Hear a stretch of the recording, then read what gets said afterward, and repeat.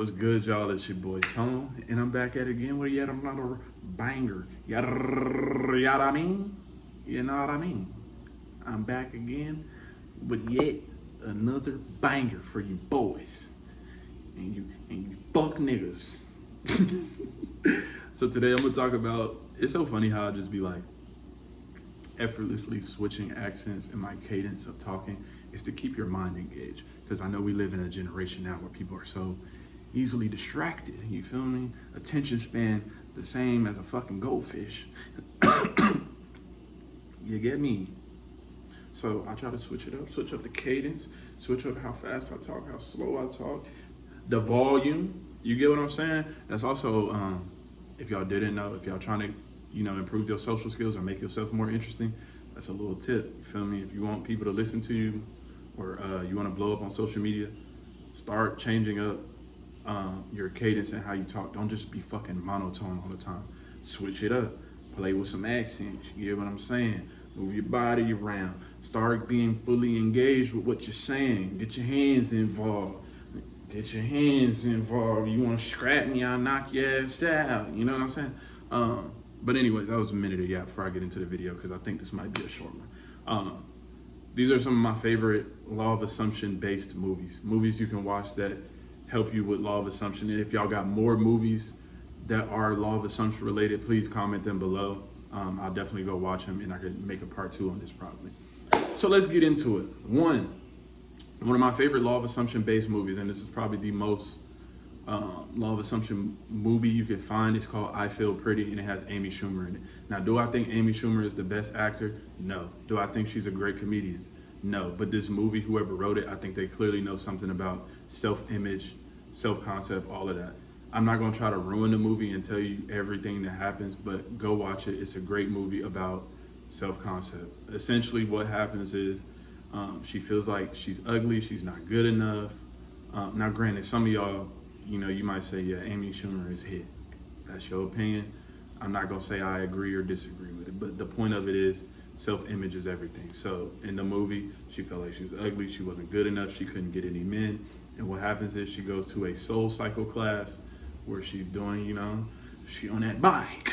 She on that bike, going crazy, getting busy, you know what I'm saying? On that bike, and she fall off. But right before she falls off, the instructor says something very, very key. And I don't know if I'll put the edit in there or I'll let you find out. I might just put the edit in there.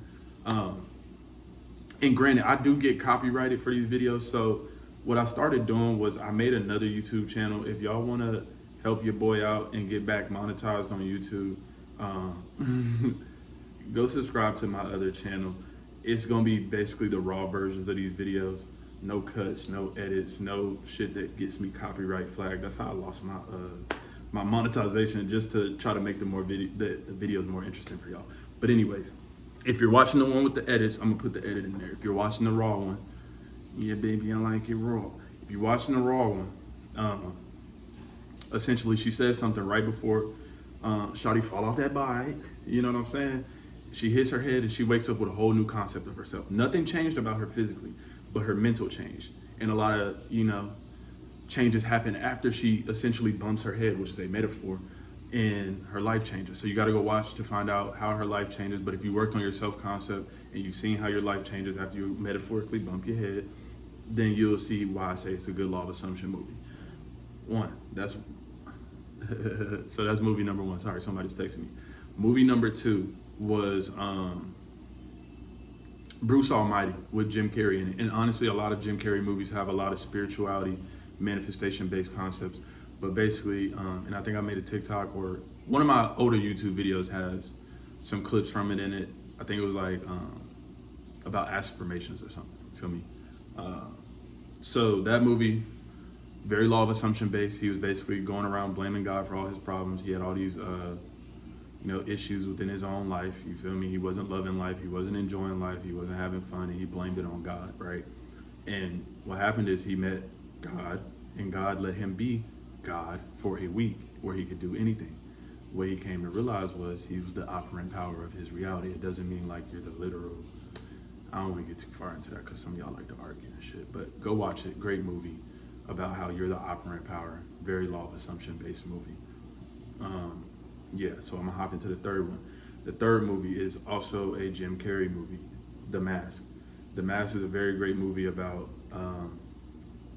There's a lot of metaphors and shit in there, but essentially, when he put on this mask, his deepest desires and who he truly wanted to be, he was being authentically that because he had on a mask. But when he didn't have on the mask, he was a whole different person. He was shy, introverted, all these other things. And I think this helps with manifestation because a lot of y'all, not a lot of y'all, I have to stop saying that out of habit, but there's some people out there where they're not being authentically them because what I know, you haven't changed your self-concept yet. When you change your self-concept to be outgoing, free, happy, all these other things, you start being your authentic self and not this version of yourself that you've learned to be in order to protect your own ego or protect your feelings from getting hurt. You feel me? So that's another great movie to watch. This, I would say, is law of assumption based. That's up for debate depending on what you believe. But I would say watch it. It's a great movie. The fourth movie, Free Guy. And I think this was on YouTube. It's on YouTube. You can rent it for like $3-4. If y'all ain't got $3-4 to your name, I don't know what to tell you. You better start manifesting some money ASAP. But basically, that movie, same kind of concept. There's a video game that was made, and inside, like, it's a two-perspective movie. So there's the real life where this man and this girl made a video game, and within the video game, there's people who play it.